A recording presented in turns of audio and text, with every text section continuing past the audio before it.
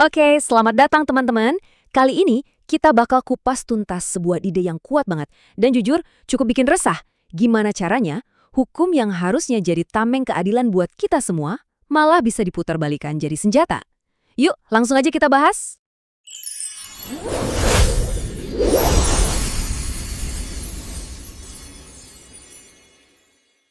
Coba deh, kita awali dengan kutipan yang nusuk banget dari ahli hukum tata negara, Bivitri Susanti. Coba renungin sebentar kalimat ini. Kudeta, perebutan kekuasaan, katanya udah nggak perlu lagi tank atau bedil. Cukup pakai selembar kertas yang namanya hukum. Nah, ini nih inti dari obrolan kita hari ini. Sebuah konsep yang bisa mengubah total cara kita melihat kekuasaan dan aturan main di negara ini. Jadi, di bagian pertama ini, kita coba bedah dulu deh apa sih sebetulnya maksud dari hukum sebagai senjata itu. Gimana bisa sesuatu yang dirancang buat melindungi kita, malah jadi alat buat menekan. Nah, coba perhatiin deh, kontras yang kelihatan jelas banget di sini. Di kiri, itu kan cita-citanya. Hukum itu ibaratnya timbangan yang adil, yang bikin semua orang posisinya sama rata. Tapi di kanan, kita lihat kenyataan pahitnya. Menurut analisis di sumber kita, timbangan itu ternyata bisa miring, bisa dicurangi oleh kekuatan uang dan kekuasaan. Disinilah letak masalah utamanya yang bakal kita kupas. Oke, ini poin kuncinya.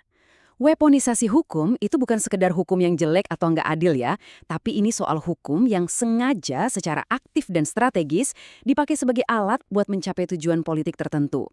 Semuanya dibungkus rapi biar kelihatan sah di mata publik. Ini ibaratnya penindasan yang pakai topeng legalitas.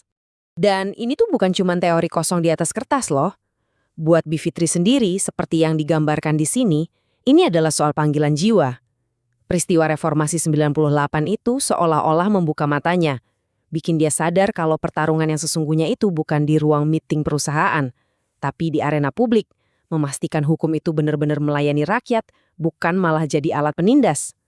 Sekarang, kita lihat yuk gimana konsep ini bekerja di lapangan. Kok bisa sih selembar kertas sebuah undang-undang gitu jadi lebih perkasa dan lebih merusak daripada tank? Mari kita bedah cara kerjanya. Ternyata, para ilmuwan politik punya istilah keren buat taktik ini. Legalisme otokratis. Dan ini bukan cuma terjadi di Indonesia, tapi ini fenomena global. Rezim-rezim di berbagai negara pakai jalur resmi, pakai parlemen, buat meloloskan aturan yang sebenarnya anti-demokrasi. Kelihatannya sih semuanya sah, sesuai prosedur. Tapi sebenarnya, roh demokrasinya lagi digrogoti dari dalam. Bahaya banget kan? Nah, contoh paling nyatanya bisa kita lihat di sini. Lihat deh polanya di kasus UU Cipta Kerja. Langkah pertama, dibikin diam-diam. Hampir nggak ada suara dari publik yang bakal kena dampaknya. Langkah kedua, pembahasannya ngebut banget, padahal RUU ini mengubah puluhan undang-undang lain. Dan langkah ketiga disahkan pas momen orang-orang lagi pada liburan. Polanya kelihatan jelas banget kan? Ini bukan kebetulan, tapi ini strategi. Oke, kita udah lihat apanya dan bagaimananya. Sekarang pertanyaannya, kenapa? Kenapa kok taktik kayak gini bisa berhasil? Kondisi apa sih di masyarakat kita yang bikin weaponisasi hukum ini bisa terjadi? Yuk kita gali akarnya. Angka ini benar-benar bikin kaget, dan ini nunjukin inti masalahnya. 88% kepala rumah tangga di Indonesia nggak punya gelar sarjana. Nah sekarang mungkin ada yang mikir, loh emang apa hubungannya gelar sarjana sama hukum? Nah ini dia jawabannya. Gimana coba kita bisa ngarepin publik jadi pengawas demokrasi yang efektif kalau sebagian besar dari kita aja nggak dibekali alat buat ngebaca dan menganalisis dokumen hukum yang super rumit dan penuh istilah aneh itu? Ada jurang yang dalam banget antara yang bikin hukum dan kita, rakyat yang harus patuh. Masalah kedua lebih dalam lagi. Ini soal kultur. Sistem pendidikan dan sosial kita itu seringkali lebih menghargai kepatuhan daripada perdebatan kritis. Kita tuh dari kecil sering diajarin buat patuh. Bahkan di forum-forum aja kita sering dengar kan, mohon izin bertanya. Seolah-olah bertanya itu butuh izin. Padahal, demokrasi yang sehat itu justru hidup dari pertanyaan-pertanyaan tajam. Oke, kita udah ngebahas masalahnya dari taktiknya sampai ke akar-akarnya. Sekarang, bagian yang paling penting nih, solusinya apa? Kalau masalahnya adalah kurangnya pengawasan kritis, maka solusinya justru ada di kita semua, di cara kita berpikir.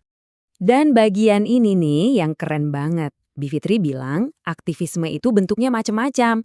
Kamu nggak harus selalu turun ke jalan. Bikin konten edukasi di media sosial, itu aktivisme. Bikin grup diskusi kecil sama teman-teman buat ngebahas isu ini, itu juga aktivisme. Bahkan sekedar mendukung media independen, itu udah bentuk perlawanan. Intinya, apapun keahlianmu, kamu bisa ikut andil. Setelah semua yang kita bahas, yuk kita tarik benang merahnya dan lihat gambaran besarnya. Apa sih tujuan jangka panjang dari semua ini? Pertarungan macam apa yang sebetulnya sedang kita jalani?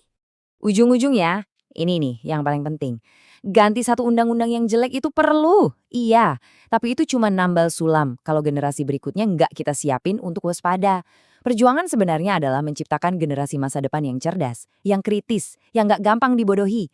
Merekalah benteng pertahanan terakhir demokrasi kita. Dan sebagai penutup, saya mau tinggalin satu pertanyaan buat kita renungkan bareng-bareng. Kalau kemajuan sebuah peradaban itu lahir dari pertanyaan, dari keberanian untuk mempertanyakan, terus gimana nasib sebuah peradaban kalau kita malah takut buat bertanya? Jawabannya mungkin akan menentukan masa depan kita semua.